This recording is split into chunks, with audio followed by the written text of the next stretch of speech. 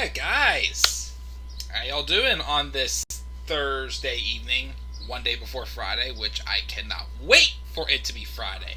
This is the Club of the Man 1993, and I am here live for my live review of last night's episode of AEW Dynamite. We are now 1 week away week and a half away from AEW Double or Nothing 2021 on May 30th, 2021. This should be a pretty good show. The hype has really fired up for this show the past 2 weeks, ever since we got past Blood and Guts. I'm going to make this kind of quick because I have my friend who's waiting for me to play around a Mario Party on my Nintendo Switch. So I'm excited about that. After I do that, later on tonight, if you're asking me already, they're in the live chat yet. Tyler's in the live chat. If you're asking me already, yes, I heard the big news today from NXT. I will do a video later on the release of Velveteen Dream, as well as just giving brief thoughts about a couple other superstars who've released from NXT. But yes, the big news coming out today, Velveteen Dream got released. I'm surprised I'm doing this video because I forgot to mention it the other day, but I actually got my second shot last night for the vaccine. It's been a little over 24 hours now, but I feel pretty good. I didn't have really any reactions or any side effects or anything. Just arm feels a tad bit sore, but I feel good. I feel like if I would have gotten something, it would have happened by now. But I feel good. All's good. All's good in life. Got that. Got my Switch going. Have a girl. I'm happy. Anyways, of course I have some cranky people at work. Well, customer-wise, not coworkers, but it happens. Anyway, so let's talk about Dynamite from last night. I thought it was a good show. I didn't come out as fired up about it as I did from last week's show. Last week's show was awesome. This week's show was good. It was a good show, and it just kept things moving forward for Double or Nothing. It did its job. We had, I think, 2 title matches on this show. The NWA Women's Championship and the AEW World Tag Team Championship as well. We'll talk about the show, and we'll go from there. What's up, Tyler? You gave the show a B-. You should go back to watch both Double or Nothing events. I recommend, definitely. They were both really good. And, of course, AEW is greater than NXT. For sure, but, of course, there's no war anymore because AEW won that, and they've taken over Wednesday nights. Well, next Friday they're going to be on Friday, because I forgot what's going to be happening on TNT. And also, of course, I didn't get to read into it yet, but it was announced also that in 2022, I forgot which day it is, AEW is moving to TBS. I think they're starting a show called AEW Rampage or something like that. I'm not sure. I think it's going to be on Fridays, which we'll have to see what they do about that. We'll see where that goes. But yeah, let's talk about this show really quick. As I said, my friend's waiting for me. We open up with a solid match between Christian Cage and Matt Sydal. Former WWE superstars Christian and Evan Bourne. It was solid.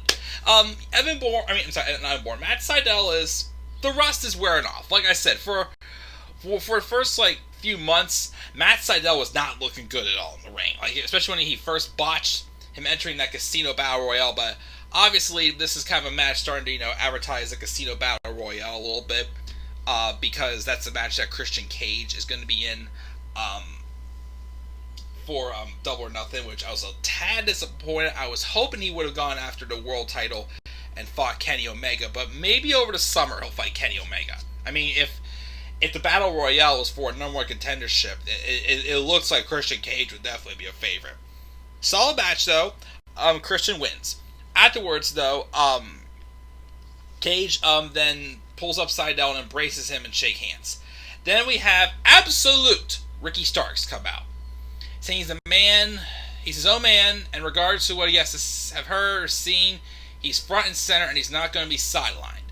And then the rest of Team Taz attacks both Christian Cage and Matt Sydal. But then Hangman Adam Page comes out, and then Brian Cage is able to pass him to the apron, and then blocks the buckshot. Hook plays the cider, and then Cage hits the powerbomb. as I think it's Brian Cage and Hangman Adam Page. Cage and Page. I think that's the match at Double or Nothing. Let me double check that again to be safe. Pull it up here. Hang on. Everybody just get started. Yes, that's literally the song in the credits for that that horrible Cat in the Hat movie. I know, I just sung it, but I did find it catchy, but I did not like that movie. No. No way, Jose. I did not like that movie. Let me see here. We got Pac, Orange Cassidy, and Kenny Omega. We got the women's title match. A Go-Going Roads, Casino Battle Royale, Stadium Stampede. Okay, yeah, it is Hangman Adam Page versus Brian Cage. Again, that is very, very tongue-twisting for sure. But yeah, that match is going to happen at AEW Double or Nothing next weekend, which I'll be watching with my good friend Daniel Gaza at his place and around the bonfire. We also have a interview with the Varsity Blondes, who are getting hyped for their match tonight. Brian Pillman Jr. talks about his father, who was, I didn't get to watch the episode, but was recently the subject of the latest Dark Side of the Ring. I did not get to watch it yet. Pillman Jr. says his father is actually why he stayed away from wrestling until he met the Young Bucks and gained hope that he could be in the business the right way.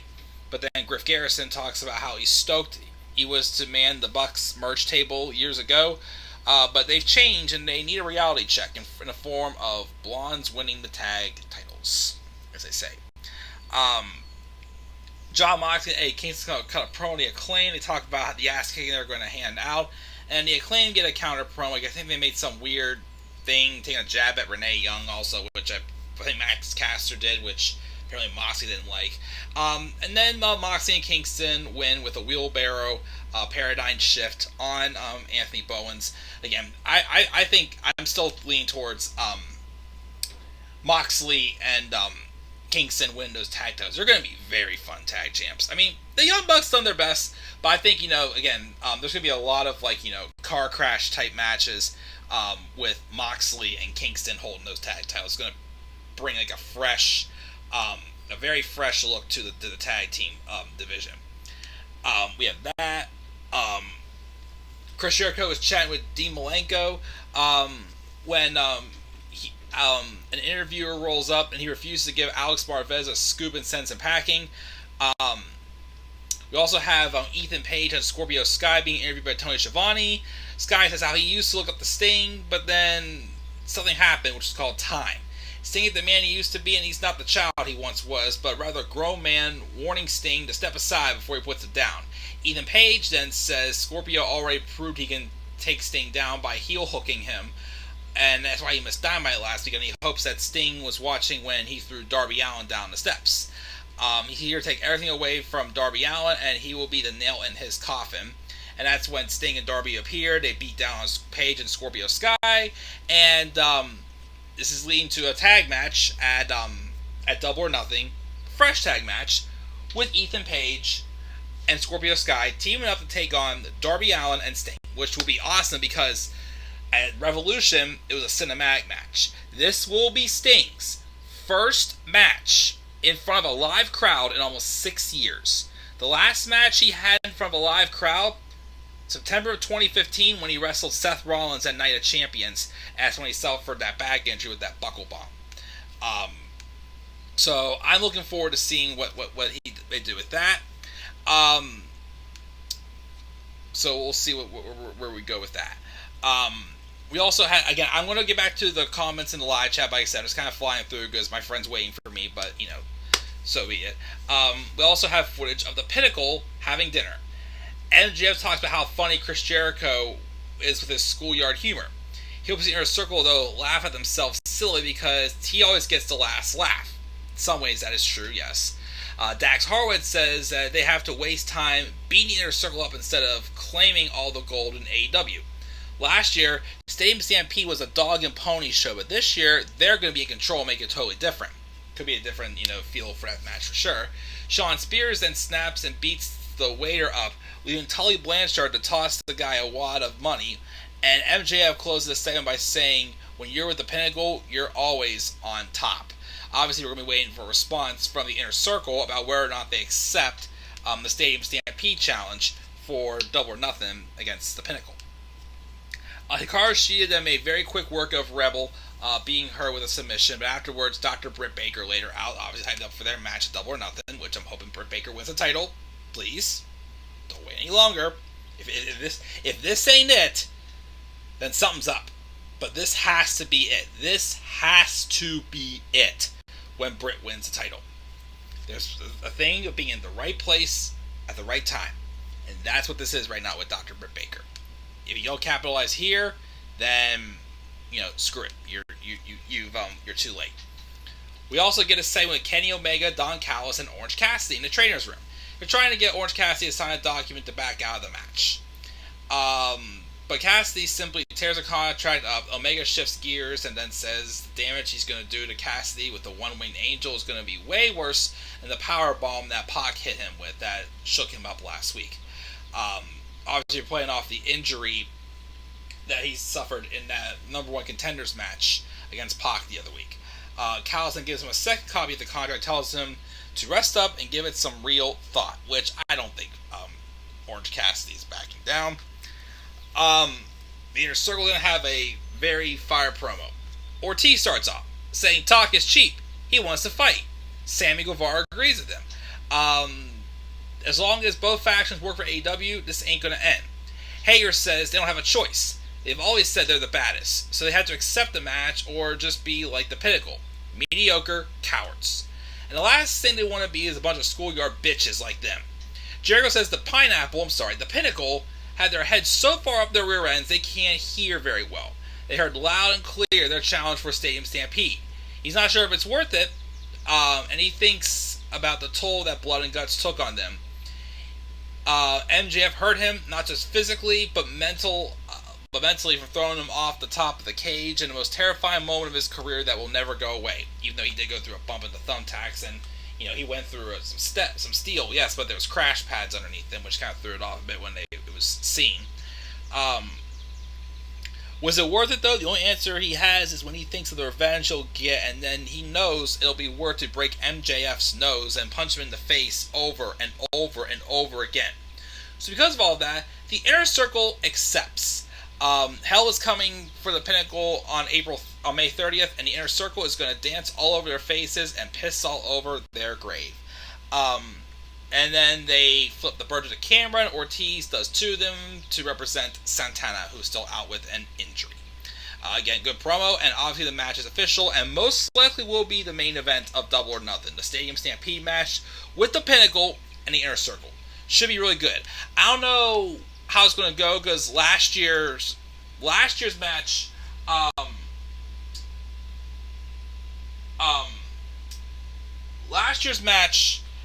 one second. Last year's match felt more like a character match because of, like the people who were involved, especially from the Elite. And Matt Hardy being there as well as broken Matt Hardy. Of course, now he is big money Matt Hardy. But I'm intrigued to see. I feel like this is going to be a little bit more of a serious fight here, from what I could see. But yeah, that should be good. We also had an interview with Jade Cargill. With smart Mark Sterling tells her he doesn't want her to work for him. He wants to work for her. He starts trying to sell himself to her, but then she tells him not to interrupt him, and she'll think about it, basically. Which I doubt she's going to go with it. She doesn't really need a manager. Well, maybe, I don't know. But nothing really. She's already pretty good the way it is. We also had a very good match for the NWA Women's title between Serena Deeb and Red Velvet. Again, Red Velvet, definitely very underrated. I think she's gotten quite a bit of a rub from being in this feud with Cody Rhodes and Shaq, and then, of course, with Jade Cargill as well. She's definitely someone not to sleep on, of course, as I see. And Serena Deeb looked pretty good. This is her first match in 3 months, actually. She suffered an injury. But yeah, she looked pretty good in this match, and she wins with the Serenity Lock.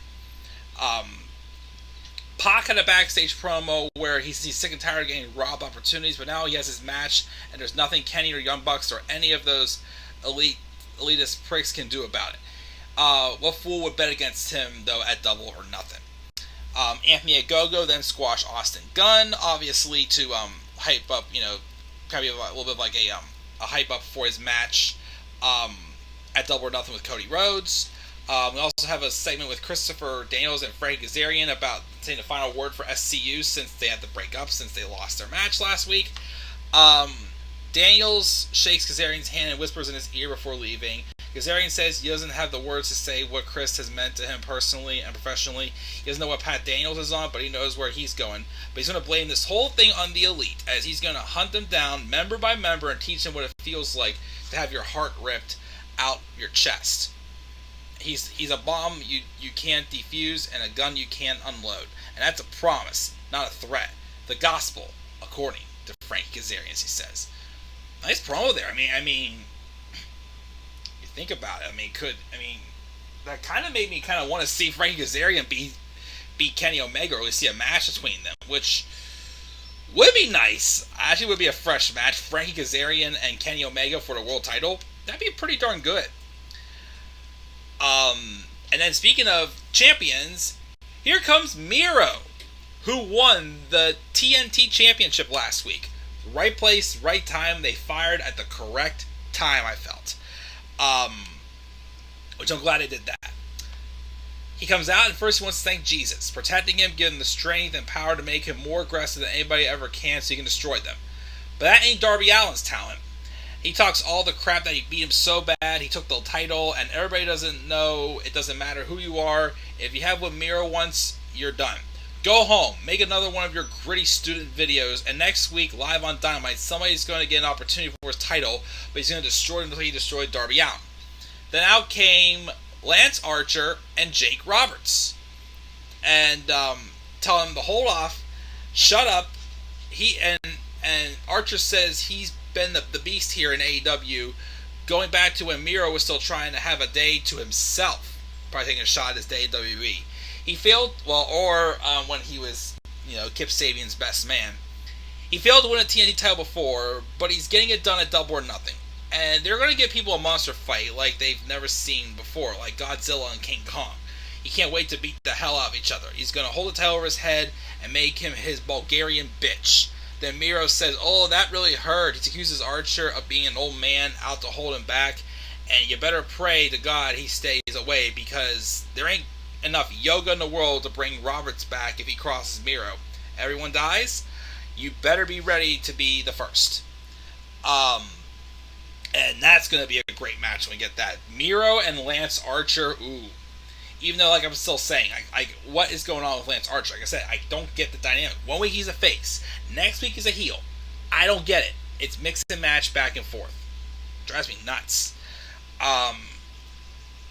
And then we have the Varsity Blondes and the Young Bucks putting a solid match in the main event. It wasn't the best tag team match I've seen recently. Definitely nowhere close to beating... definitely nowhere close to being as good as the match with SCU was last week, but still a good match.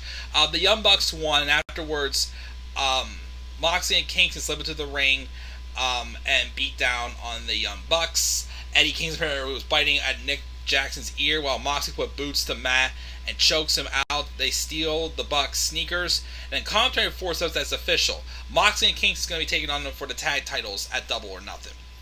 And that was the show. Again, that was good. I am very pumped for that match with Miro and the Miro and Archer, and of course also the triple threat, the tag title match, and Stadium Stampede is gonna be good as well. So it's really gonna work out pretty good, I think. I gave this week's episode of AEW Dynamite a B. Good show. Not as good as last week, but still good.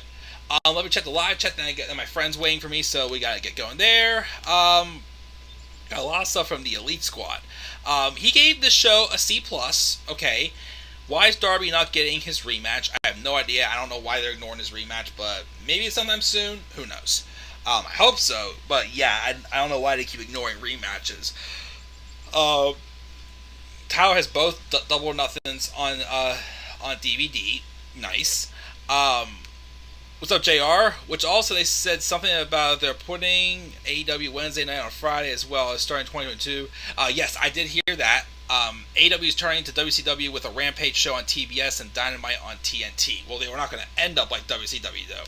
I honestly don't know who will be the surprise entrant for the Casino Battle Royale. I think it'll be an underwhelming superstar. Well, most WWE superstars were recently released. Probably not going to be any of them because most of the ones that are recently released, I think, are going to Impact. Seeing that Impact promo for, I think, Slammiversary this summer. Just my opinion, but you never know. But, who knows? I'm not expecting anybody too big right now. Great promo in Inner Circle. Elite Squad has really loved Dynamite from July to November of last year. Has fallen off a little ever since Brody Lee passed. Omega 1 and match in AEW haven't been as good lately. The show doesn't feel the same, he feels, in his opinion. That's fine. They've had its swings and misses. They've had its home runs, but every company does. AEW won't get 1 million viewers anymore if they're having matches like Varsity Blondes versus the Young Bucks. Probably not. Yeah, that was not the best choice for a main event, but like I said, it happens. Sting only faced Rollins, Show, and Triple H WWE. I wish he would be more WWE, but unfortunately he retired, but he's back now and has fresh matches ahead of him. That's for sure. Let me see here. Tony Khan said that they don't do rematches, but how many times did Hangman and Pac wrestle in 2019? How many times did they wrestle? I can't remember, but it's not overdone at least. He was not a fan of Blood and Guts. We all know that it's scripted and sort of fake, but I literally saw Jericho have a blood capsule in hand. Oh, I didn't see the blood capsule. I just saw just the crash pads. Triple Threat's going to be fire, and the show's going to be fire. Frank Kazarian is underrated. He has had really good matches against Styles, Christian, Hangman, and Jungle Boy. That is for sure. Like I said, him maybe going after the world title I won't be opposed to. Yeah, Lance has not been the same since then. Moxley and they were entertaining. What moment of Tom and Jerry made you laugh? Oh, tons of them for Tom and Jerry. I still say my favorite episode of Tom and Jerry was still the one wherever Tom was singing that opera and Jerry was trying to sleep underneath the stage. They were like duking out from like above and below the stage. I thought I don't know why, that one's still my favorite episode, I feel like, of Tom and Jerry.